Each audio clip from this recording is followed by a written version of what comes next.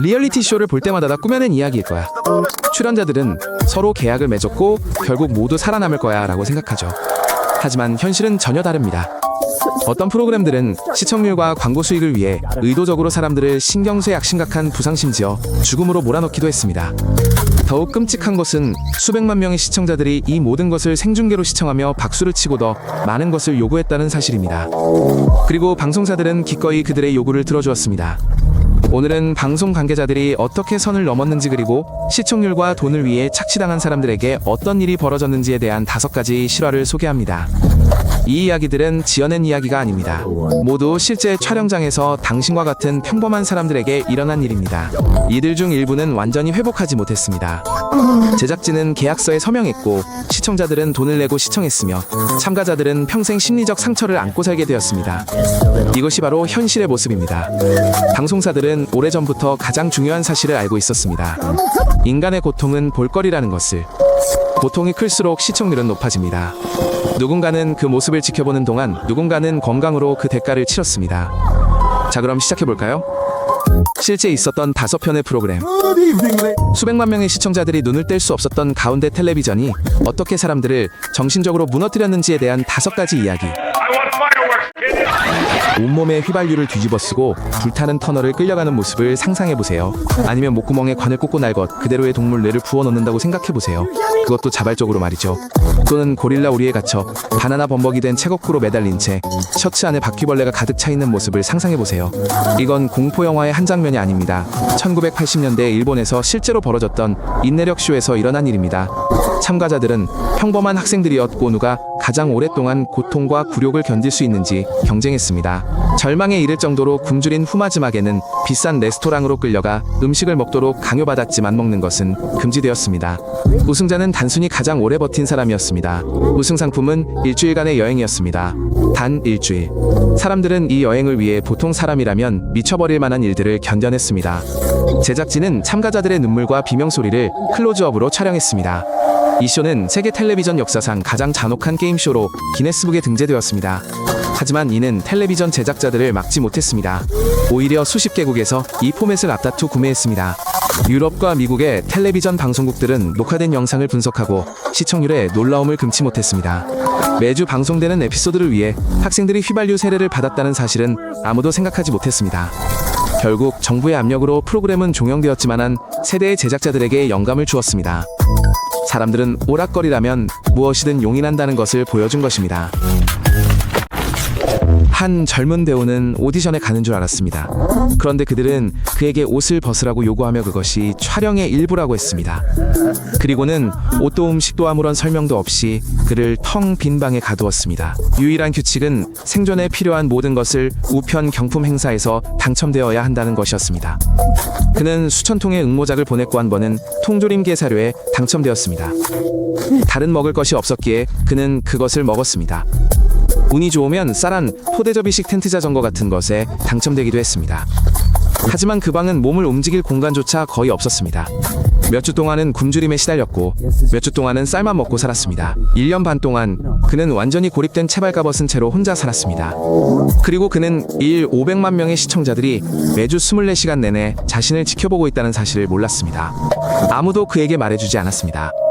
어느 날 방벽이 무너져 내렸을 때 그는 사람들로 가득 찬 거대한 스튜디오 한가운데에 서 있었습니다. 사람들은 웃고 박수를 쳤습니다. 그는 단 한 가지 질문만 했습니다. 왜 웃는 걸까?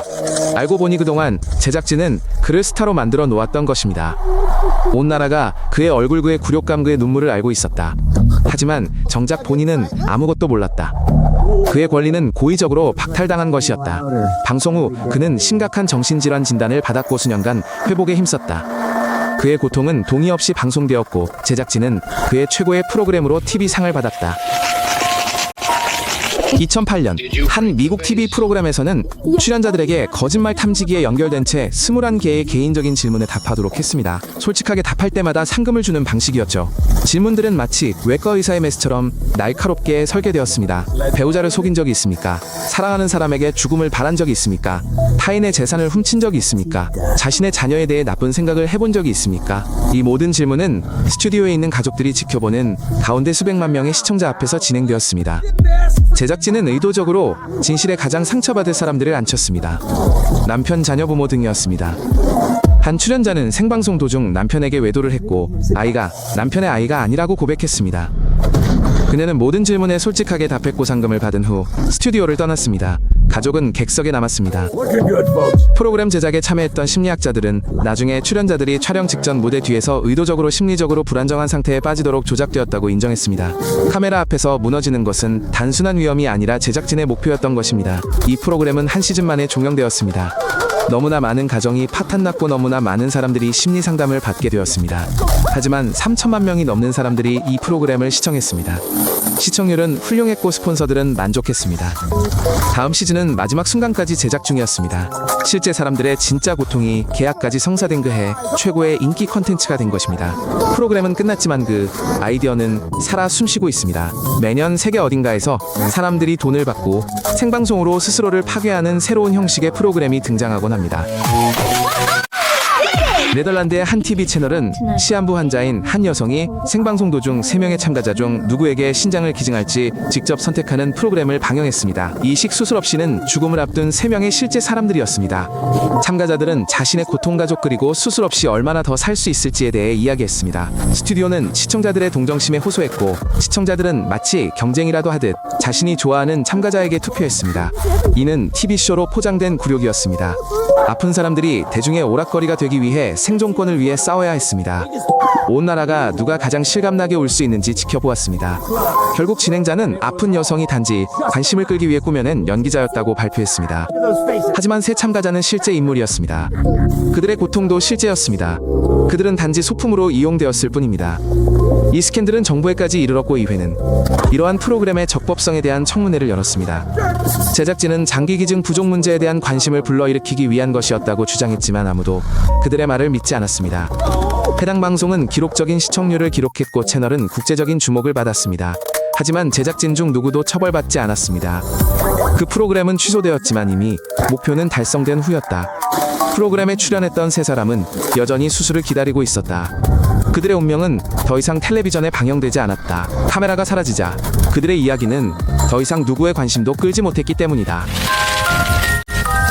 프랑스의 한 서바이벌 프로그램이 방영되기도 전에 10명의 목숨을 앗아갔습니다. 촬영 중이던 촬영팀을 태운 헬리콥터 2대가 아르헨티나 상공에서 충돌한 것입니다. 사망자 중에는 유명 운동선수 3명이 포함되어 있었습니다. 카메라에는 참사의 순간이 고스란히 담겼습니다. 이 프로그램은 적당히 익스트림한 모험을 표방했기에 누구도 실제 죽음이 발생할 거라고는 예상하지 못했습니다. 살아남은 참가자들은 촬영을 거부했고 결국 프로그램은 취소되었습니다. 이 참사가 발생한 날은 프랑스에서 리얼리티 TV 산업이 가장 큰 대가를 치른 날로 기억되고 있습니다. 이는 단지 한 번의 사건이 아닙니다. 여러 프로그램 참가자들이 골절 화상 정신적 고통을 겪었습니다. 하지만 계약은 이미 체결되었고 제작진은 대개 모든 책임을 회피했습니다. 프로그램이 비극으로 끝날 때마다 제작진은 참가자들이 스스로 위험을 감수한 것이다. 그들은 성인이고 계약서에 서명했으니 우리 잘못이 아니다 라고 주장합니다. 하지만 누구도 정신적 고통을 겪으려고 프로그램에 출연하지는 않습니다. 시청률을 위한 장난의 희생양이 되려고 출연을 선택하는 사람도 없습니다. 카메라 앞에서 인생이 망가지려고 캐스팅에 응하는 사람도 없습니다. 다음번에 리얼리티 쇼를 시청하실 때 카메라가 비추지 않는 곳에서 무슨 일이 벌어지는지 생각해보세요. 채널을 구독하고 다른 에피소드도 시청해주세요. 중요한 내용입니다.